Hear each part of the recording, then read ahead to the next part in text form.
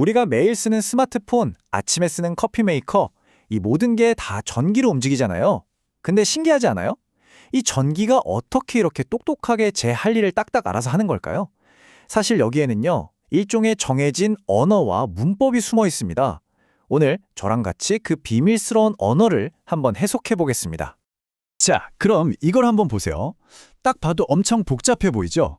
이런 회로도만 보고 전기가 여기서 저기로 가겠구나. 이걸 대체 어떻게 알 수 있을까요? 진짜 막막하게 느껴질 수 있거든요. 그 질문에 답하려면요. 먼저 이 전기 이야기의 주인공들을 만나봐야 해요. 아주 중요한 핵심 플레이어 딱 3명이 있습니다. 바로 전압, 전류, 그리고 저항 이 3가지예요. 이게 뭐냐면 수도관으로 생각하면 진짜 쉬워요. 전압은 물을 콸콸 밀어주는 수압 같은 거고요. 전류는 그 수압 때문에 실제로 흘러가는 물의 양이라고 생각하시면 돼요. 그럼 저항은? 그렇죠. 물이 잘 못 흐르게 관을 일부러 좁혀놓은 장애물 같은 역할을 하는 거죠. 어때요? 간단하죠? 자, 그럼 이 세 주인공들이 서로 어떻게 상호작용하는지 그들만의 규칙이 있겠죠? 모든 걸 지배하는 단 하나의 황금률이 있는데 바로 그게 오메 법칙입니다. 이게 뭐냐면요. 한마디로 전기 언어의 기초 문법이라고 생각하시면 돼요. 우리가 방금 만난 그 세 주인공 있잖아요. 전압, 전류, 저항. 이 셋을 딱 묶어서 예측할 수 있게 만들어주는 정말 중요한 관계식입니다. 그래서 이 관계식이 정말 엄청난 도구가 되는 거예요.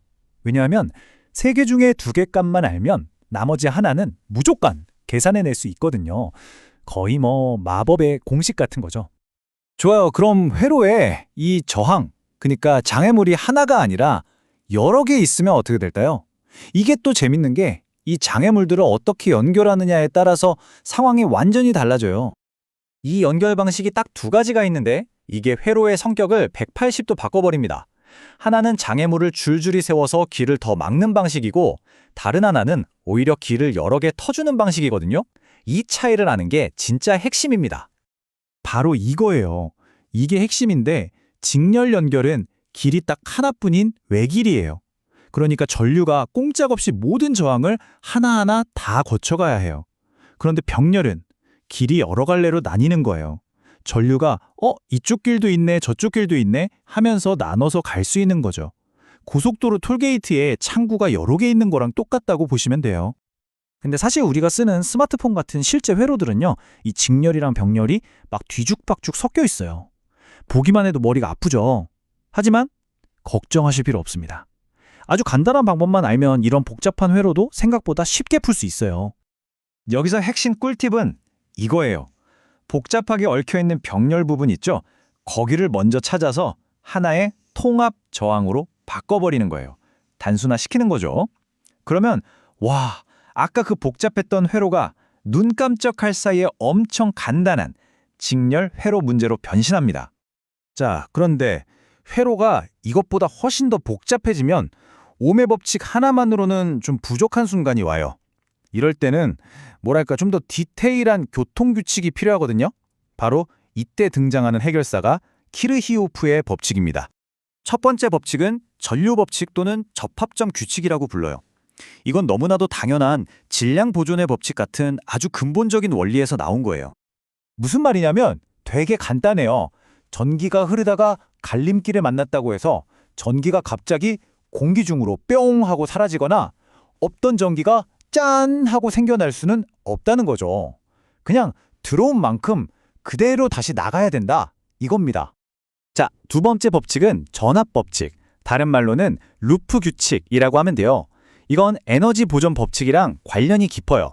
그러니까 공급된 에너지는 절대 그냥 사라지지 않고 반드시 어딘가에서 다 쓰여야 한다는 뜻이에요. 이건 롤러코스터를 타는 걸 상상하면 쉬워요. 맨 처음에 꼭대기까지 올라갈 때 에너지를 얻잖아요. 그리고 나서 한 바퀴 쫙 돌고 출발점으로 돌아오면 그 에너지를 다 써버리죠. 회로도 똑같아요. 배터리에서 에너지를 받아서 출발했으면 회로를 한 바퀴 싹 돌고 돌아올 때까지 그 에너지를 부품들이 남김없이 다 써야 한다는 거예요. 에너지가 남거나 모자르면 안 되는 거죠. 자, 그럼 오늘 우리가 손에 넣은 이 강력한 도구들, 전기의 언어를 해석하기 위한 우리만의 도구함을 한번 쫙 정리해 볼까요? 바로 이 5가지입니다. 이것만 머릿속에 딱 넣어두면 웬만한 전기 회로는 딱 보고 분석할 수 있는 그런 능력을 갖추게 되시는 거예요. 대단하죠? 여러분은 방금 그냥 지식을 배운 게 아니에요. 전기의 문법을 배우신 겁니다. 이제 여러분 눈앞에 있는 수많은 전자기기들이 다르게 보이기 시작할 거예요. 그 속에서 흐르는 언어를 읽고 이해할 수 있는 힘을 얻으셨으니까요.